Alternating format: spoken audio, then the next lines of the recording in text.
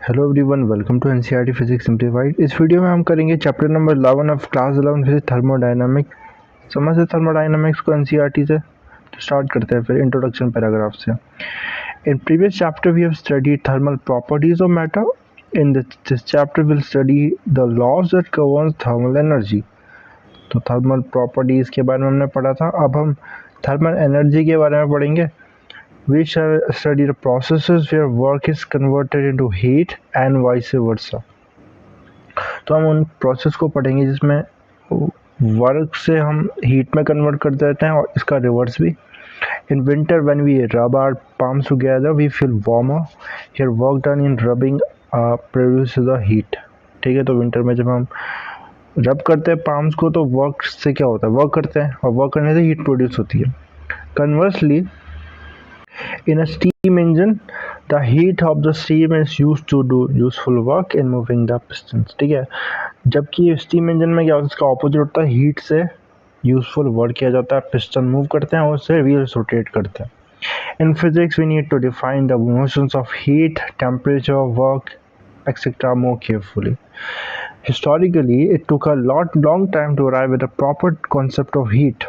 Before the modern picture, heat was regarded as a fine, invisible fluid filling in the pores of a substance। तो पहले ऐसा माना जाता था कि जो हीट है ना वो एक इनविजिबल फ्लूइड है जो सब्सटेंस के पोर्स में, मतलब उनके जो होल्स है उसमें, उनके बीच में फिल्ड है। On contact between a hot body and a cold body, the fluid called caloric flowed from the colder to the hotter body। ठीक है, और जब ये hot body और cold body contact में आएंगे तो जो फ्लूइड है, जो इनविजिबल फ्लूइड बन जाता है हीट को, ये हॉटर बॉडी से कोल्डर बॉडी की तरफ फ्लो करता है, ऐसा माना जाता था। This is similar to what happens when a horizontal pipe connects to tank containing water up to different height. और ये ऐसा कुछ है जिसमें अगर दो पाइप्स है, दो टैंक्स है, तो जो दोनों जिसमें पानी है, ओके, तो क्या होगा अगर उनको डिफरेंट हाइट पे रखेंगे और पाइप से कनेक्ट कर देंगे तो ऑब्वियसली जो हाइट पे पानी है जो वहाँ से वाटर लोअर हाइट वाले टैंक में मूव करेगा। ऐसी हीट को भी माना जाता था इनविजिबल फ्लूइड हॉटर बॉडी से कोल्डर बॉडी की तरफ फ्लो करता है। Okay, likewise in the caloric picture of heat flows until the caloric levels equalize। और ये caloric picture में भी ऐसी है। ठीक है, जब तक caloric levels स्टेबलाइज नहीं हो जाता, टेम्परेचर स्टेबलाइज नहीं हो जाता, अभी डेफिनेशन देखेंगे टेम्परेचर की, तब तक जो हीट है वो फ्लो करेगा। In time, the picture of heat as a fluid was discarded in favor of the modern concept of heat as a form of energy। तो अब जो हम मॉडर्न देखते हैं, जो जो क्या स्टेबलाइज हो गया है, हीट एज एनर्जी स्टेबलाइज हो गई, हीट एनर्जी का फॉर्म है, ना कि कोई फ्लूइड है। An important experiment in this connection was due to Benjamin Thomson. He observe that borings of a brass cannon generated a lot of heat, indeed enough to boil water। More significantly, the amount of heat produced depended on the work done by the horses employed for turning the drill, but not on the sharpness of the drill। ठीक है, तो ये जो experiment था जो Benjamin Thompson ने किया, उससे ये प्रूफ हो गया कि जो हीट है ये एनर्जी का एक फॉर्म है, ठीक है, ना कि कोई फ्लूइड है। तो इन्होंने क्या किया, ये with the help of horses इन्होंने क्या किया, इन्होंने ड्रिल कराई। ठीक है, okay, boring of brass cannons में ड्रिल कराई। ठीक है, ब्रास के कैनन्स में क्या कराई, बोरिंग कराई, उसमें छेद कराया। ठीक है, अब क्या उससे हीट, बहुत सारी हीट प्रोड्यूस हुई। ठीक है, और तो इस समय में ये ऑब्जर्वेशन उन्होंने क्या देखी कि जितना ज़्यादा जो वर्क, जो हॉर्सेस जितना ज़्यादा वर्क करेंगे उस पर हीट प्रोड्यूस डिपेंड कर रहा है। ठीक है, ना कि इस पर डिपेंड कर रहा है कि कितना शार्प है। ठीक है, अगर देखो जो हीट है वो फ्लूइड होता, तो जितना ज़्यादा शार्प होता ना, तो क्योंकि हमें बोले ना वो फ्लूइड है, क्योंकि पोर्स के अंदर है मटेरियल के, तो जितना ज़्यादा शार्प होता है उतनी ज़्यादा हीट निकलनी चाहिए थी। इस पर शार्प जितना भी कर लो उससे ज़्यादा हीट प्रोड्यूस नहीं हो रही थी, बल्कि जितना ज़्यादा हॉर्सेस वर्क कर रहे थे उससे ज़्यादा हीट प्रोड्यूस होती है। मतलब जितना वर्क कर रहे थे मतलब उतनी एनर्जी जनरेट हो रही है, यानी कि हीट एनर्जी का फॉर्म है, ना कि कोई इनविजिबल फ्लूइड है। A most natural explanation of the observation was that heat was a form of energy, and the experiment demonstrated conversion of energy from one form another form work to heat। ठीक है, तो एक और इसमें example दिया, ठीक है, मतलब इसी को ही बताया कि यही ये प्रूव कर गया कि जो वर्क से हीट जनरेट हो रही है, तो हीट एक फॉर्म ऑफ एनर्जी है, ना कि कोई फ्लूइड है। आगे बढ़ते हैं फिर। Thermodynamics is the branch of physics that deals with the concept of heat and temperature and the interconversion of heat and other forms of energy। तो थर्मोडायनामिक फिजिक्स की ब्रांच है जो हीट के कॉन्सेप्ट, टेम्परेचर के concept और heat के conversion different forms of energy से deal करती है। Thermodynamics is a macroscopic science. तो थर्मोडायनामिक मैक्रोस्कोपिक साइंस है, ठीक है। It deal with bulk system and does not go into the molecular constitution of matter, ठीक है। तो ये क्या है, मैक्रोस्कोपिक साइंस मतलब ये पूरे बल्क से डील कर रही है, हम उसके मॉलिक्यूलर प्रॉपर्टीज में नहीं जाएंगे, ठीक है, बट एज अ होल देखेंगे कि ऑल उस पर इफेक्ट क्या पड़ रहा है, ठीक है। In fact this concept and laws were formulated in the 19th century before the molecular picture of matter was firmly established। तो इसके कॉन्सेप्ट और लॉस मॉलिक्यूलर पिक्चर देने से पहले ही, जब तक मॉलिक्यूल्स जो फॉर्मूलेज हैं और मॉलिक्यूलर जो हमने थ्योरी से पहले ही इसको स्टेबलाइज कर दिए थे, इसके रूल्स को। Thermodynamic description involves relatively few macroscopic variables of the system which are suggested by common sense and can be usually measured directly। ठीक है, तो कुछ ही मैक्रोस्कोपिक वेरिएबल्स होते हैं जिसमें होंगे और इसको हम डायरेक्टली मेजर कर सकते हैं। A microscopic description of a gas, for example, would involve specifying the coordinates and velocities of the huge number of molecules constituting the gas। जब हम माइक्रोस्कोपिक डिस्क्रिप्शन देंगे गैस का तो क्या बताना पड़ेगा हमें, जितने भी मॉलिक्यूल्स इन्वॉल्व है उनके कोऑर्डिनेट्स बताने पड़ेंगे, उनकी वेलोसिटीज़ क्या है, ठीक है। तो ये हो गया microscope description. The description in kinetic theory of gases is not so detail but it does involve molecular distribution of velocity. तो जब काइनेटिक थ्योरी की ऑफ गैसेस की बात करते हैं तो हम एक एक मॉलिक्यूल का तो नहीं बताएंगे कोऑर्डिनेट, बट हाँ उसमें हम मॉलिक्यूलर डिस्ट्रीब्यूशन ऑफ वेलोसिटीज़ की बात जरूर करते हैं। लेकिन थर्मोडायनामिक डिस्क्रिप्शन में क्या होगा उसको देखेंगे। Thermodynamic description of gas on the other hand avoids the molecular description all together. तो इसमें मॉलिक्यूल की बात ही नहीं करेंगे, ठीक है, मॉलिक्यूलर डिस्क्रिप्शन की बात ही नहीं करेंगे। Instead the state of a gas in thermodynamics specified by macroscopic variables such as pressure, volume, temperature, mass and composition that are felt by our sense perceptions and are measurable। तो इसमें हम microscopic variables की जैसे कि pressure की, volume की, temperature की, मास की बात करते हैं जो हम अपने सेंसेस से परसीव कर सकते हैं और मेजर कर सकते हैं। The distinction between mechanics and thermodynamics is worth bearing in mind। और देखो एक और डिस्कस हमने काइनेटिक थ्योरी से कैसे ये डिस्टिंग्विश करता है, इसमें हमने देखा मैकेनिक्स से कैसे डिस्टिंग्विश कर सकते हैं थर्मोडायनेमिक्स को, इसकी भी बात।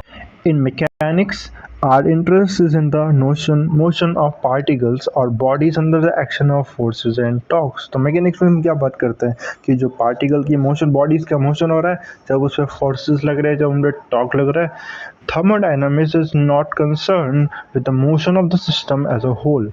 तो अब इसमें पूरे सिस्टम के मोशन से हम कंसर्न नहीं है, it is concern with the internal macroscopic state of the body. तो इंटरनल मैक्रोस्कोपिक स्टेट से कंसर्न है, ठीक है। एग्जाम्पल समझ में आएगा, देखो ये चीज़, when a bullet is fired from a gun what changes is the mechanical state of the bullet is kinetic energy in particular, not the temperature। तो जब बुलेट को फायर करेंगे गन से तो क्या चेंज होगा, उसकी मैकेनिकल स्टेट चेंज होगी, मतलब काइनेटिक एनर्जी गेन कर रही है बुलेट, टेम्परेचर थोड़ी इंक्रीज कर रहा है, ठीक है। तो ये मैकेनिक्स की बात रही, ठीक है। when the bullet pierces a wood and stops, the kinetic energy of the bullet get converted into heat, changing the temperature of the bullet and the surrounding layer of the. और जब टकरा जाएगी bullet किसी भी would say, ठीक है, तब क्या होगा, उसकी काइनेटिक एनर्जी हीट एनर्जी में कन्वर्ट हो जाएगी, टेम्परेचर इंक्रीज हो जाएगा, ठीक है। अब हम किसके कंसर्न है यहाँ पर, अब उसके मैक्रो स्टेट से, उसके टेम्परेचर से कंसर्न है, ठीक है। अब थर्मोडाइनमिक्स आ जाएगी, यहाँ थर्मोडाइनमिक्स की बात होगी, ठीक है। तो इस तरह से हम डिस्क्राइब कर सकते हैं मैकेनिक्स को और थर्मोडाइनमिक्स को, ओके। पहले केस में जब उसका मोशन हो रहा था तो उसके काइनेटिक एनर्जी तो वेलोसिटी इंक्रीज हो रही थी, बट उसकी कोई इंटरनल माइक्रोस्कोपिक प्रॉपर्टी नहीं चेंज हो रही थी, जबकि लेकिन टकराई उसकी टेम्परेचर चेंज होने लगा, ठीक है, हीट प्रोड्यूस होने लगी उसमें, तब इंटरनल स्टेट उसका चेंज होने लगा, ठीक है। तो ये थर्मोडायनामिक्स की बात आ जाएगी। Temperature is related to the energy of the internal motion of the bullet, not to the motion of the bullet as a whole.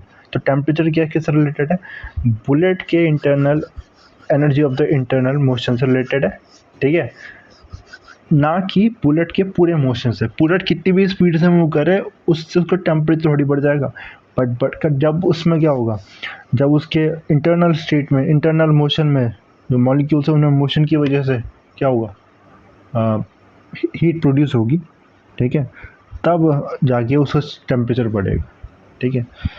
I hope कि ये डिफरेंसेस आपको समझ में आए होंगे, काफ़ी अच्छे एग्जांपल थे इसमें, ओके। अब थर्मल इक्विलिब्रियम की बात करते हैं। Equilibrium in mechanics means that the net external force and torque on a system are zero, ठीक है। मैकेनिक्स में हम देख चुके हैं इक्विलिब्रियम क्या होता है, जब एक्सटर्नल फोर्स और torque, all the forces and all the torques, they equate to zero, okay. The term equilibrium in thermodynamics appears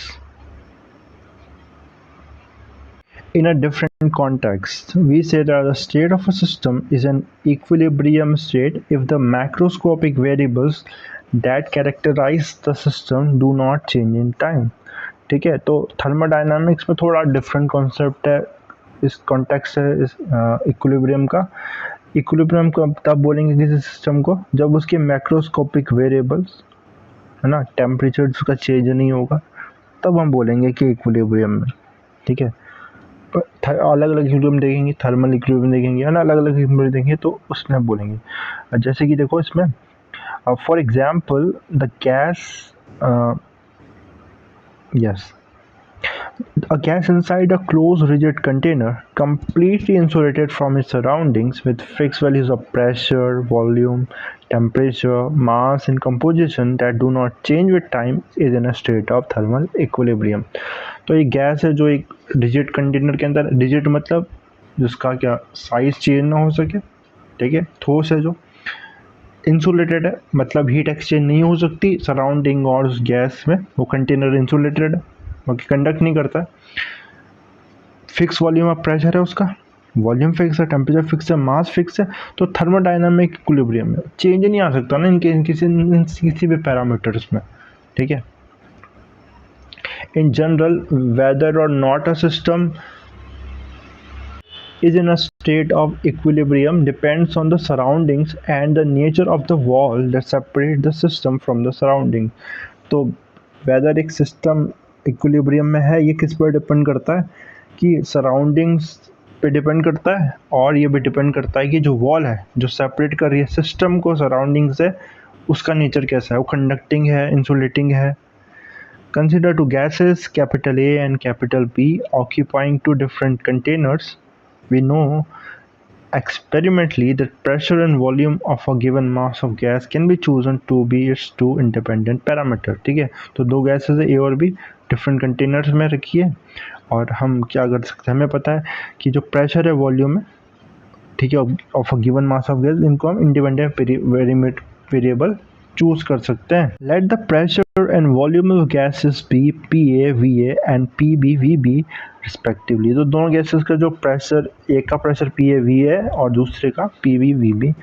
suppose first that the two systems are put in proximity but are separated by adiabatic wall, an insulating wall that does not allow flow of energy from one to another, ठीक है। तो हमने क्या किया, इन दो gases को पास पे तो रखा है बट ये सेपरेट किससे कर दिए, एक एडियाबैटिक वॉल से। एडियाबैटिक वॉल क्या होगी, इंसुलेटिंग वॉल होगी जो हीट के फ्लो को अलाउ नहीं करेगी, ठीक है। The systems are insulated from the rest of the surroundings also by similar adiabatic wall। और जो सिस्टम है जैसे कि डायग्राम में आप देख सकते हो, दे we are surrounded it by adiabatic walls and the heat cannot be escape from this setup, okay, from their walls, and also there is a adiabatic wall in between, ठीक है। तो इनमें भी हीट का एक्शन नहीं हो सकता इन दोनों गैसेस में, ओके। नाउ इसके बाद the situation is shown in schematically in figure 1.1। In this case, it is found that any possible pair of values PAVA will be in equilibrium with any possible pair of value PAVA। तो इस state में क्या होगा, pressure volume की कोई भी जो value है वो इक्विलिब्रियम में है प्रेशर वॉल्यूम की जो वैल्यू है दूसरी गैस के लिए, क्योंकि कुछ एक्सचेंज नहीं हो सकता ना एनर्जी का, हीट के एक्सचेंज होंगी, एडियाबैटिक वॉल है, okay. Now let's next suppose that the adiabatic wall is replaced by a diathermic wall, a conducting wall that allows energy flow from one to another। अब हमने क्या कर दिया, जो एडियाबैटिक वॉल को replace कर दिया एक डायथर्मिक वॉल से। जब डायथर्मिक वॉल से रिप्लेस कर दिया तो अब जो एनर्जी है it can flow from one to another, okay, एक जगह एक से दूसरे गैस की तरफ, ठीक है। जब जितने भी स्पेस में वो गैस थी यहाँ से यहाँ फ्लो कर सकती है, इन दोनों के बीच में फ्लो कर सकती है, बिकॉज अब now there is no adiabatic wall, instead there is a diathermic wall, okay. Then what we do, we will just it is then found that the macroscopic variables of the system capital A and capital B change spontaneously until both the system attain equilibrium state, ठीक है। तो अब इनकी जो macros के variables है pressure volume में अब चेंज होना स्टार्ट हो जाएंगे, और तब तक चेंज होगी जब तक पूरा जो सिस्टम है अब ये ए और बी एक इक्विलिब्रियम स्टेट अचीव नहीं कर लेता, okay. Now so the pressure and volume variables of the two gases change to PB dash, VB dash and PA dash and V dash। तो उनके नए प्रेशर और नए वॉल्यूम आ गए दोनों गैसेस के, okay. such that the new state of A and B are in equilibrium with each other। अब ये दोनों क्या है, इक्विलिब्रियम में है नए स्टेट में। There is no more energy flow from one to another। और अब नए स्टेट में आने के बाद कोई भी एनर्जी का फ्लो नहीं होगा, ठीक है। We then say that the system A is in thermal equilibrium with the system B। तो अब देखो कोई एनर्जी का फ्लो नहीं होगा, तो अब हम बोल सकते हैं कि दोनों थर्मल इक्विलिब्रियम में है। What characterizes the situation of thermal equilibrium between two systems? तो दो सिस्टम में क्या क्या कैरेक्टरिस्टिक्स है थर्मल इक्विलिब्रियम की? You can guess the answer from your experience। In thermal equilibrium, the temperature of the two systems are equal। तो thermal equilibrium में क्या होगा, टेम्परेचर सेम होगा दोनों सिस्टम का, तभी तो एक्सचेंज नहीं होगा कोई हीट का। We shall see how does one arrive at the concept of temperature in thermodynamics. The zeroth law of thermodynamic provides a clue. तो आप देखते हैं जीरोथ लॉ ऑफ थर्मोडायनामिक्स को। Imagine two systems A and B separated by an adiabatic wall while each is in contact with a third system C via conducting wall. तो दो systems ए और B, ये दोनों के बीच में एक एडियाबैटिक वॉल है, और जो अब ब्लू कलर से देख रहे हो अब ये था, ठीक है। डायग्राम में आई थिंक इसका कुछ और बताया था। तो इसमें अब जो तो ए और बी के बीच में क्या एक एडियाबैटिक वॉल है, और ठीक है, और एक सी है, सी के साथ भी देखो ये इनमें डायथर्मिक वॉल है एक सी सिस्टम के साथ, okay. Now just a second, the state of the system will change until both A and B come to thermal equilibrium with C। और क्योंकि A और B दोनों कंडक्टिंग वॉल से कनेक्टेड है C के साथ, तो क्या होगा, तो जब तक A और C थर्मल इक्विलिब्रियम में नहीं आ जाते तब तक इनमें हीट का एक्सचेंज होगा। सिमिलरली और B और C में भी हीट का एक्सचेंज होगा जब तक थर्मल इक्विलिब्रियम में नहीं आ जाते, ठीक है। After this is achieved, suppose the adiabatic wall between A and B is replaced by a conductive wall and C is insulated। है ना। अब तो यहाँ से जो थर्मल एडियाबैटिक वॉल थी और B के बीच में आप C के यहाँ पर C पे लगा दिए, तो A और B अब किस में, इनके बीच में एक कंडक्टिंग वॉल है, ठीक है। It is found at the state A and B change no further, लेकिन देखते हैं कि कुछ भी चेंज नहीं आया नहीं, ठीक है। That is they are found to be in thermal equilibrium with each other, ठीक है। और यही देखो जीरो लॉ ऑफ थर्मोडायनामिक्स, अगर ए और बी दो सिस्टम्स है जो थर्मल इक्विलिब्रियम में है विद अनदर सिस्टम सी, तो ये आपस में भी क्या होंगे, थर्मल इक्विलिब्रियम में होंगे। हाँ, we state that the two systems in thermal equilibrium with a third system separately are in thermal equilibrium with each other. R.H. Fowler formulated this law in 1931, long after the first and second laws of thermostat and so on. तो first और third law पहले formulate किए जा चुके थे, इसलिए इसका नाम zeroth law दिया गया.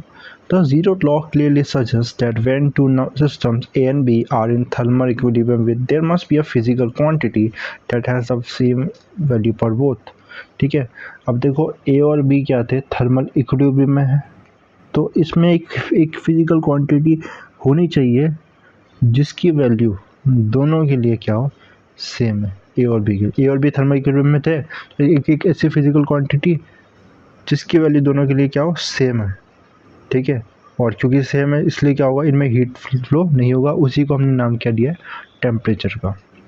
This thermodynamic variable whose value is equal for two system in thermal equilibrium is called temperature. तो टेम्परेचर क्या है, वो फिजिकल क्वांटिटी है जिसकी वैल्यू सेम होती है दो सिस्टम के लिए जो थर्मल इक्विलिब्रियम में. दस if A and B are separately in equilibrium with C, temperature of A is equal to temperature of C and temperature of B is equal to temperature of C. This implies temperature of A is equal to temperature of B. The systems A and B are also in thermal equilibrium.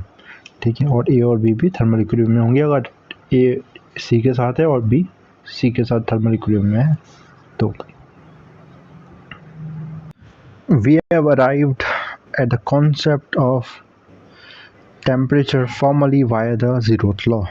The next question is how to assign numerical values to temperature of different bodies. अब numerical values से assign करेंगे different. In other words, how do we construct a scale of temperature?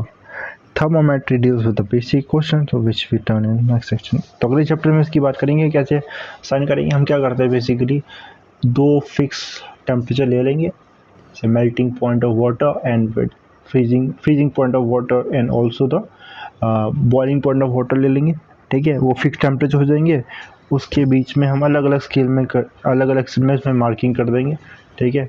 Fahrenheit scale, kelvin scale, degree Celsius scale है ना. जब degree Celsius की बात करेंगे तो 100 मार्किंग हो जाएंगी इनके बीच में, ठीक है. तो हर एक मार्किंग 1 डिग्री बताएगा. फ़ारेनहाइट में लोएस्ट पॉइंट को कितना ले लेते हैं, ठीक है, वो हम ले लेते हैं -10 ले लेते हैं, ठीक है, जो -10 डिग्री फ़ारेनहाइट. ये फार्म राइट. एंड 212 ले लेते हैं जो हाईएस्ट पॉइंट है, इनमें 180 का मार्किंग कर देते हैं, ठीक है. तो हर एक मार्किंग 1 डिग्री फ़ारेनहाइट होगा इस तरह से. ओके, आगे बढ़ते हैं फिर. Heat, internal energy and work. The zeroth law of thermodynamics led us to the concept of temperature that agrees with our common sense notion. तो जीरो लॉ से हमने कंसेप्ट ऑफ टेम्परेचर देखा जो कॉमन सेंस से समझ में आ रहा था, उसको इसने स्टेबलाइज किया. Temperature is a marker of the hotness of a body. It determines the direction of flow of heat when two bodies are in place in thermal contact. तो टेम्परेचर एक हॉटनेस ऑफ अ बॉडी का marker है. ये बताता है कि heat किस body से किस डायरेक्शन क्या होगी हीट की जब दो बॉडी थर्मल कांटेक्ट में होंगे. Heat flows from the body at a higher temperature to the one at lower temperature. Heat कहाँ से कहाँ फ्लो करती है, हायर टेम्परेचर से लोअर टेम्परेचर में. The flow stops when the temperature equalize. और जब टेम्परेचर इक्वलाइज हो जाता है तो फ्लो स्टॉप हो जाता है. The two bodies are then in thermal equilibrium. और जब ऐसे होने पे दोनों बॉडीज़ कितना आ जाता है, थर्मल इक्विलिब्रियम में आ जाता है. Okay, we saw in some details how to construct temperature scale to design temperature different bodies. तो ये जो टेम्परेचर कंस्ट्रक्शन की बात मैंने बताई थी, आई थिंक मैंने आपकी नेक्स्ट सेक्शन इसमें लिखा था, बट ये तो ऑलरेडी आ चुका है, ठीक है, प्रीवियस चैप्टर में आ चुका है, ठीक है। तो केल्विन स्केल उसके बाद उसमें करी गई थी, ठीक है। We now describe the concept of heat and other relevant quantities like internal energy and work. The concept of internal energy of a system is not difficult to understand, ठीक है। इंटरनल एनर्जी इंपॉर्टेंट कॉन्सेप्ट है ये, ठीक है। Internal energy का we know that every bulk system consists of a large number of molecules, तो हर एक bulk system में बहुत सारे molecules होंगे। internal energy is simply the sum of kinetic energies and potential energies of this molecule। internal energy क्या होगी, इन जो molecules की kinetic energies और motion की वजह से होगी, और potential energy जो उनमें attraction की वजह से होगी। We remarked earlier that in thermodynamics the kinetic energy of the system as a whole is not relevant, ठीक है। तो ये हमने ऑलरेडी देखा था, पूरे सिस्टम की kinetic energy as a whole है ना। जैसे बुलेट की बात की थी, बुलेट कितनी स्पीड से मूव कर रहा है, उसकी काइनेटिक एनर्जी क्या है, उससे हमें मतलब नहीं है थर्मोडायनामिक्स में। internal energy is thus the sum of molecular kinetic and potential energy in the frame of reference related to the center mass of the system that rest। तो internal energy क्या है, सम ऑफ काइनेटिक, मॉलिकुलर काइनेटिक और potential energy है, ठीक है। किसके respect में, जितने भी जो पूरे सिस्टम का to which okay in the frame of reference to which the centre of mass of the system is at rest, ठीक है। तो सेंटर ऑफ मास पूरे सिस्टम का रेस्ट में उसके सेंटर ऑफ मास के फ्रेम ऑफ रेफरेंस में कितना मूव कर रहा है, ठीक है। मतलब जो पूरी बॉडी है ना, मतलब जो भी बॉडी हम कंसिडर कर रहे हैं इसको रेस्ट में मान के, ठीक है। इसको रेस्ट में तभी सेंटर ऑफ मास को रेस्ट में बोला है, उसके रिस्पेक्ट में मॉलिक्यूल कहाँ मूव कर रहे हैं, उनकी मॉलिक्यूलर और काइनेटिक एनर्जी, ठीक है। आई होप ये इंपॉर्टेंट पॉइंट समझ में आया होगा। Does it include only the disordered energy associated with the random motion of molecule of the system. तो मॉलिक्यूल की एनर्जी से कंसर्न है ये इंटरनल एनर्जी, ठीक है, ना कि बॉडी के मूवमेंट, बॉडी से मूवमेंट से कोई मतलब नहीं। We do not the internal energy of the system by U. Though we have invoked the molecular picture to understand the meaning of internal energy as far as thermodynamics is concerned, U is simply a macroscopic variable of the system। यहाँ थोड़ा सा हम contradiction आया कि पहले तो हम बोल रहे थे कि जो काइनेटिक थ्योरी में हम मॉलिक्यूलर डिस्ट्रीब्यूशन की बात करते हैं और थर्मोडायनामिक्स में हम नहीं करते, मैक्रोस्कोपिक वेरिएबल की बात करते हैं। तो यू जो है ना, यू को ये मत समझ लेना कि ये क्या है, ये हम मॉलिक्यूल पर उस पर डिपेंड कर रहा है, बट ये एक ये क्या है, इसका एग्जैक्ट वर्ड क्या हो जाएगा, उसका वेरिएबल जो क्या है, मैक्रोस्कोपिक वेरिएबल है, ठीक है। याद आ गया मुझे, मैक्रोस्कोपिक वेरिएबल है, ओके। इसके बाद आगे बढ़ते हैं, कहाँ गए, internal okay, yeah, the important thing about internal analysis is that it depends only on the state of the system and not how the state was achieved। important काम का पॉइंट है, बहुत ज़्यादा इंपॉर्टेंट पॉइंट है। देखो internal energy ना state of the system पे depend करता है। अभी प्रेजेंट में स्टेट क्या है उसका, ठीक है। प्रेजेंट में जो मॉलिक्यूल्स है उनकी एनर्जी क्या है, वो एनर्जी कैसे अचीव की गई, क्या हिस्ट्री रही है, इस बात से इंटरनल एनर्जी पे कुछ भी डिपेंडेंस नहीं है। बस प्रेजेंट में कितनी एनर्जीज है उसके मॉलिक्यूल का सम है।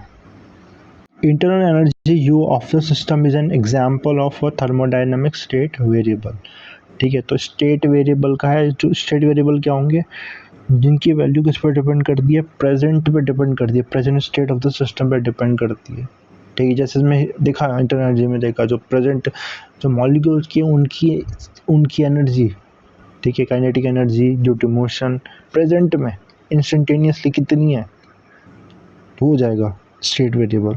हिस्ट्री पे डिपेंड नहीं करता किस तरह से अचीव की गई थी, ओके।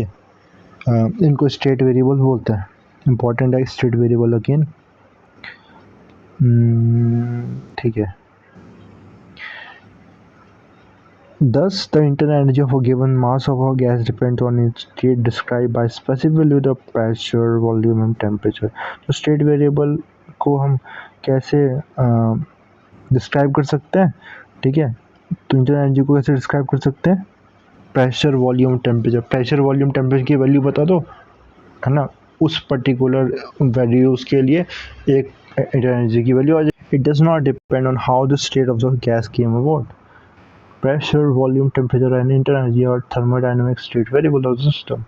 तो ऐसे ही प्रेशर भी, वॉल्यूम भी, प्रेजेंट में कितना मॉलिक्यूल है ना, तो प्रेजेंट में अभी हम प्रेशर को देखेंगे जब मॉलिक्यूलर थ्योरी की बात, एनालिटिकल थ्योरी की बात की हमने, तो प्रेजेंट में जो मॉलिक्यूल्स है जो भी कंटेंट उसकी वॉल को कितना फोर्स अप्लाई कर रहे हैं उस पर, ठीक है, तो उस पर डिपेंड करेगा। तो वॉल्यूम भी, टेम्परेचर भी, सारे क्या है स्टेट वेरिएबल है जो करंट स्टेट पर डिपेंड करता है, ना कि हिस्ट्री पर डिपेंड करता है। If we neglect the small intermolecular forces in a gas, the internal energy of the system is just the sum of kinetic energy, है ना। तो जो मॉलिकुलर फोर्स, इंटरमॉलिकुलर फोर्स है गैस में तो बहुत कम होते हैं, है ना, सबसे कम होते हैं, हमें पता है। तो जो इंटरनल एनर्जी है ना वो सिंपली क्या है, सम ऑफ काइनेटिक एनर्जीज ही है गैस में, ठीक है, associated with various random motion of its molecules. We will see in the next chapter that in a gas this motion is not only translational, it also include rotational vibration motion, है ना। तो इनमें जो energy है बस translation ही नहीं, move भी नहीं, एक ही पॉइंट में मूव नहीं कर रहा है, इसमें रोटेशनल भी हो जाएगा। डिग्रीज ऑफ फ्रीडम की जब आप बात करेंगे, रोटेशनल भी हो जाएगा, वाइब्रेशनल भी हो जाएगा। आगे बढ़ सकते हैं फिर इसके बाद हम, और अब बात करते हैं यस इसमें ये पैराग्राफ कंटिन्यू है। What are the ways of changing internal energy of a system, internal energy कैसे चेंज कर सकते हैं। Consider again for simplicity the system to be a certain mass of gas contained in a system with a movable piston, ठीक है। तो एक देखो system है जिसमें कुछ मास है गैस का, सिलेंडर में भी मूवेबल पिस्टन है। डायग्राम कहाँ है इसका, डायग्राम ये रहा डायग्राम। मूवेबल पिस्टन है और ये कंटेनर में गैस है, कुछ मास है गैस का, हीट करेंगे उसको देखेंगे अभी।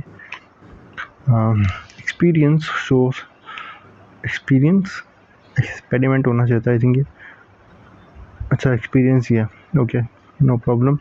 Experience shows there are two ways of changing the state of the gas and hence इसका स्टेट चेंज करने के दो तरीके हैं, और अगर स्टेट चेंज हो गया तो स्टेट पे तो इंटरनल एनर्जी डिपेंड करती है, इंटरनल एनर्जी भी चेंज हो जाएगी। One way is to put the cylinder in contact with the body at high temperature and that of the gas, ठीक है। तो क्या कर दो, जो सिलेंडर है इसको एक बॉडी के कांटेक्ट में ले आओ जिसका हाई टेम्परेचर है, ठीक है, और गैस से हाई टेम्परेचर में होगा तो उस पर कांटेक्ट में ले आओगे तो इसकी इंटरनल एनर्जी बढ़ जाएगी क्योंकि टेम्परेचर में चेंज आ जाएगा। The temperature difference will cause a flow of energy from the hotter body to the gas. तो ये जो टेम्परेचर डिफरेंस की वजह से क्या होगा, हॉट बॉडी से जो हमारी कोल्डर बॉडी और गैस होगी इसमें हीट फ्लो करेगा, और जब टेम्परेचर में चेंज आएगा, ठीक है, एनर्जी गेन करेगा ये, तो इसकी इंटरनल एनर्जी इंक्रीज हो जाएगी। The other way is to push the piston down to do work on the system, which again result in increasing internal energy of the system. एक तरीका क्या है, जो पिस्टन है उसको पुश कर दो, ठीक है, पुश करोगे तो क्या होगा, मॉलिक्यूल पास आ जाएंगे, ठीक है। तो इससे क्या होगा, इनकी जो इंटरनल एनर्जी है, ठीक है, इनमें जो बेसिकली जो फोर्स ऑफ अट्रैक्शन है और जो मूवमेंट है उसमें चेंज आएगा, और इससे इनकी मैकेनिकल एनर्जी चेंज हो जाएगी, और इससे जो इंटरनल एनर्जी है वो इंक्रीज हो जाएगी, ठीक है। कहाँ गया इसके बाद, जस्ट अ सेकेंड, यस तो मिल गया। यहाँ पर है, ऑफ कोर्स बोथ इस things could happen in the reverse direction, इसका ऑपोजिट भी हो सकता है, कोल्ड बॉडी के कंटेक्ट में भी ला सकते हैं हम, ठीक है, तो इंटरनल एनर्जी कम हो जाएगी, फिर है ना, टेम्परेचर लूज, हीट इसमें से फ्लो करेगी और उससे मॉलिक्यूल क्या हो जाएंगे, उतनी उनमें एनर्जी नहीं रहेगी, ठीक है, उससे इंटरनल एनर्जी डिक्रीज हो जाएगी। पुश भी कर सकते हैं, पुल करने की वजह पुश भी कर सकते हैं, पुश करने में भी क्या होगा, फिर जो कोलिजन का रेट है और जो मूवमेंट है वो ईजी हो जाएगी उनकी, ठीक है, और उसकी वजह से क्या होगा, फिर से इंटरनल एनर्जी डिक्रीज हो जाएगी। Likewise, the gas could push the piston up and do work on the surrounding. तो गैस भी पुश कर सकती है पिस्टन को ऊपर, सराउंडिंग में वर्क कर सकती है, तब भी इंटरनल एनर्जी डिक्रीज होगी उसकी। In short, heat and work are two different modes of altering the state of a thermodynamic system and changes and internal energy. तो दो मोड्स क्या है कि थर्मोडायनामिक इसकी स्टेट चेंज करने के, हीट और वर्क, और इससे इनकी इंटरनल एनर्जी भी चेंज हो जाएगी. The notion of heat should be carefully distinguished from the notion of the internal energy. बहुत important point है, इसे ध्यान से समझना. Heat is certainly energy, but it is the energy in transit. Heat energy है लेकिन energy in transit है. मतलब ध्यान से समझना, जो एनर्जी फ्लो कर रही है ना उसको हीट बोलेंगे. ऐसा नहीं बोल सकते कि इसमें इतनी ही हीट है. हीट जो फ्लो करेगी उसे बोलेंगे हीट. आगे बात और क्लियर हो जाएगी. This is not just a play of words.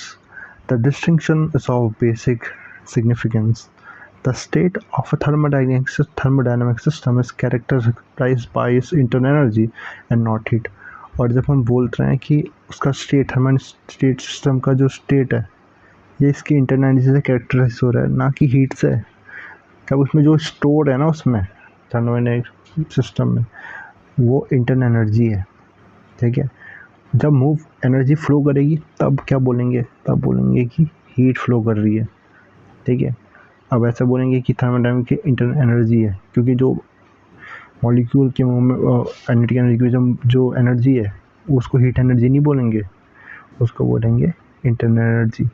ठीक है. एग्जाम्पल और देखो, एक दिया यहाँ पर, अ gas in the given state has a certain amount of heat is a meaningless statement. Gas में कुछ सर्टेन अमाउंट ऑफ हीट है, नहीं हो सकता ऐसा. हीट तो मैंने बोला ना, हीट क्या होगा जब जो फ्लो करेगी. ठीक है.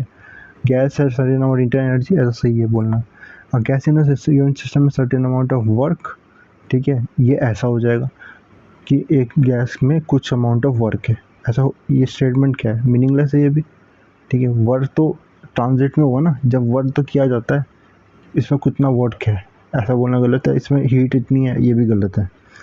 In contrast gas in a given system has a certain amount of internal energy, ये बिल्कुल सही है. ठीक है. Similarly, the statement a certain amount of heat is supplied to the system or a certain amount of work is done by the system. ठीक है. तो एक कुछ अमाउंट ऑफ हीट हमने सप्लाई की सिस्टम को और कुछ अमाउंट ऑफ वर्क किया. ठीक है. अब एक एग्जांपल मेरे माइंड में आ रहा है, पता नहीं कितना रेलिवेंट होगा. ठीक है. ऐसा हीट को ऐसा समझो जैसे कि हम क्या कर रहे हैं, टैप से ना पानी भर रहे हैं, टैप से पानी भर रहे टैंक में. तो जो पानी जब टैंक में जा रहा है ना, मूव करते हुए जा रहा है, तो वो हीट है. और जो टैंक के अंदर जो पानी स्टोर्ड है ना, आप उसको क्या बोलें, वो इंटरनल एनर्जी की तरह देखो उसको. बहुत अच्छा एग्जांपल नहीं था, बट आई होप कि हीट और इंटरनल एनर्जी का डिफरेंस है वो समझ में आया होगा. To summarise, heat and work in thermodynamics are not state variable. Heat और वर्क ये स्टेट वेरिएबल नहीं है, जैसे अनलाइक इंटरनल एनर्जी वो स्टेट वेरिएबल है. They are modes of energy transfer to system resulting in the change in its internal energy. तो ये modes of energy transfer है जिससे इंटरनल एनर्जी चेंज होगी. ठीक है. In ordinary language we often confuse heat with internal energy. Internal energy और heat को confusion होती है, और ये डिस्टिंक्शन एलिमेंट्री फिजिक्स बुक में भी इग्नोर किया जाता है, लेकिन इनका थर्मोडायनामिक्स में समझना ज़रूरी है. ठीक है. ओके. इसके बाद फर्स्ट ऑफ थर्मोडायनामिक्स भी करते हैं. ठीक है, कर लेंगे इसको भी आज. We have seen that the internal energy U of a system can change through two modes of energy, transfer, heat and work. तो एनर्जी कैसे चेंज हो सकती है, दो तरीके से, हीट और वर्क से. डेल्टा क्यू क्या है देखो, heat supply to system by the surrounding. तो कितनी हीट सप्लाई करी सिस्टम को सराउंडिंग से, डेल्टा क्यू हो गया. डेल्टा डब्ल्यू क्या हो गया, work done by the system on the surrounding. Surrounding पे कितना वर्क किया सिस्टम ने, वो डब्ल्यू, डेल्टा डब्ल्यू हो गया. और डेल्टा यू क्या हो गया, change in internal energy of system, और एनर्जी कितनी चेंज हुई. ठीक है. देखो, अगर हम क्या करते हैं कि कंटेनर को ना, एक पिस्टन सिलेंडर सिस्टम ही है. देखो यहाँ पे इसको हीट किया, तो हीट ना दो तरीके से यूज़ होगा. पहला क्या करेगा, ये इसका टेम्परेचर बढ़ाएगा, इसकी इंटरनल एनर्जी बढ़ाएगा, इसका टेम्परेचर बढ़ाएगा. दूसरा ये वर्क करेगा इस पर. तो हीट, जैसे कि 100 मैंने हीट दी, इसने 50 ये वर्क किया, ठीक है, और 50 इसका टेम्परेचर बढ़ाने में यूज़ हुआ। तो वही चीज़ है फर्स्ट लॉ ऑफ थर्मोडायनामिक्स। देखो डेल्टा क्यू इसके बराबर है heat conservation of heat energy, ठीक है, इस पर बेस्ड है फर्स्ट लॉ। जो हीट हमने सप्लाई करी सिस्टम को वो दो तरीके से यूज़ हुआ, पहला उसकी इंटरनल एनर्जी को चेंज करने में, ठीक है, और दूसरा वर्क करने में, ठीक है, सराउंडिंग पे सिस्टम के द्वारा वर्क करने में। ओके, इसके बाद that is the energy supplied to the system goes in part to increase the internal energy of the system and rest in work on the environment। Example ये देखो, फिर से एक एग्जाम्पल माइंड में आ रहा है, बहुत अच्छा एग्जाम्पल नहीं लेकिन समझ में, जैसे कि वैसे समझ में ऑब्वियसली बहुत सिंपल सी चीज़ है, ज़्यादा हार्ड नहीं है, समझ में आ गया हो, लेकिन फिर भी आपको जैसे कि सैलरी मिली, ठीक है, सैलरी को आपने क्या किया, पार्टली क्या किया आपने उसको सेविंग्स में डाल दिया और उसका रिमेनिंग पार्ट आपने स्पेंड कर दिया, ठीक है, तो स्पेंड कर दिया, वर्क कर दिया, और जो सेव कर दिया वो इंटरनल एनर्जी की तरह समझ सकते हो। ओके, एंड नाउ दिस, ठीक है, तो ये मैंने बताया आपको, इसको फर्स्ट लॉ ऑफ थर्मोडायनामिक्स बोलते हैं। It is simply the general law of conservation of energy supplied to any system in which the energy transfer from the system to the surrounding is taken into account. तो law of conservation energy है जब एक system में जिसमें energy का transfer हो रहा है, ठीक है, या फिर सराउंडिंग, तो सराउंडिंग से ही एनर्जी आ रही है उसमें, ठीक है, या सराउंडिंग को एनर्जी दे रहा है, तब इसमें हम अप्लाई कर सकते हैं। ऑल्टरनेट फॉर्म में पुट कर सकते हैं, ठीक है, डेल्टा क्यू का डेल्टा डब्ल्यू को यहाँ ले आओ, delta Q minus delta W, तो यहाँ से नाउ द सिस्टम में go from an initial state to the final state in a number of ways. तो सिस्टम इनिशियल स्टेट से फाइनल स्टेट में बहुत तरीके से जा सकता है। देखो कैसे, for example to change the state of a gas from P1 V1 to P2 V2 we can first change the volume of the gas from P1 to V2। तो हम क्या कर सकते हैं, पहले उसका वॉल्यूम V1 से V2 हमने चेंज किया प्रेशर को कांस्टेंट रखते हुए, ठीक है। We can first go to the state P1 V1 and then change the pressure of the gas from P1 to P2, ठीक है। हमने क्या किया, पहले प्रेशर को कांस्टेंट रखते हुए इसके वॉल्यूम को V1 से V2 कर दिया, उसके बाद हम P1 को P2 में हमने प्रेशर भी चेंज कर दिया वॉल्यूम को कांस्टेंट रखते हुए, to take the gas to P2 V2। Alternatively, we can first keep the volume constant and then keep the pressure constant, ठीक है। तो हम फिर लेकिन दूसरा तरीका क्या है, हम क्या कर सकते हैं, पहले प्रेशर को कांस्टेंट रखते हैं, वॉल्यूम को चेंज करेंगे, फिर उसके बाद प्रेशर को चेंज करेंगे। Since U is a state variable, delta U depends only on the initial and final state and not on the part taken by the gas to go from one to the third state. और U state variable है तो ये depend नहीं करेगा कौन से path से लेके आप पहले वॉल्यूम को कांस्टेंट कर रहे हो या पहले प्रेशर को कांस्टेंट कर रहे हो, फ़र्क नहीं पड़ता, फाइनल स्टेट क्या है उस पर डिपेंड करता है। However, delta Q and delta W will in general depend on the path taken to go from the initial to final state। लेकिन delta Q और delta W डिपेंड करेंगे किस पाथ आपने चुना है, ठीक है। From the first law of thermodynamics, equation 11.2, it is clear that the combination delta Q minus delta W is however path independent, ठीक है। लेकिन हमने देखा ना यहाँ पर दोनों ही क्या है, ये पाथ पे डिपेंड करता है किस पाथ को चूज़ कर रहे हो, लेकिन इनका जो डिफरेंस आया था वो क्या आया था, डेल्टा क्यू आया था, डेल्टा यू आया था। ये क्या डिपेंड करता है पाथ पे, नहीं करता। तो इनका जो डिफरेंस है ना delta Q W delta W का, ये भी पाथ इंडिपेंडेंट होगा। इंडिविजुअली तो पाथ पे डिपेंड कर रहे हैं पर इनका डिफरेंस पाथ इंडिपेंडेंट होगा। This show that if the system is taken through a process in which delta Q is 0, for example expansion of an ideal gas, delta Q is equal to delta W, ठीक है। और अगर डेल्टा क्यू zero हो जाए, change in internal energy zero हो जाए, ठीक है, मतलब टेम्परेचर इंक्रीज़ नहीं हो रहा है, isothermal expansion, temperature increase change नहीं हो रहा है, उस केस में जो हीट है वो टोटली किस में चली जाएगी, वर्क डन करने में यूज़ हो जाएगी। That is heat supply system is used up entirely by the system doing work on the environment, environment में वर्क करने के लिए यूज़ हो जाएगी, ठीक है। आगे भी देखते हैं, इसे कंप्लीट कर लेते हैं। If the system is a gas in a cylinder with a movable piston, the gas in moving the piston does work. ठीक है, और अगर ये गैस सिलेंडर में है, मूवेबल पिस्टन ने जब भी देखा था, तो जो गैस है वो पिस्टन को मूव करने में वर्क करती है. Since force is pressure times area and area times displacement is volume, work done by the system again the constant pressure is. ठीक है, और फोर्स क्या होता है, प्रेशर टाइम्स एरिया होता है. ठीक है, और इसके बाद and area time displacement volume. ठीक है, और एरिया टाइम डिस्प्लेसमेंट क्या है, area time displacement is volume. ठीक है, तो देखो वर्क क्या है, वर्क क्या हो जाएगा, force into displacement. Okay, and force क्या था, पी इंटू डी. ठीक है, P into force into area, the change in area, simply area of the container. ठीक है, और द पिस्टन डेल्टा एक्स. और देखो ए डेल्टा एक्स क्या आ जाएगा, this area into this displacement, जितना डिस्प्लेसमेंट हो रहा है दिस इज वॉल्यूम, तो वर्क डन क्या आ जाएगा, पी डेल्टा वी आ जाएगा. We are delta V is the change in volume of the gas. ठीक है, तो हम फर्स्ट इक्वेशन को ऐसे लिख सकते हैं, delta Q is equal to delta U plus P delta.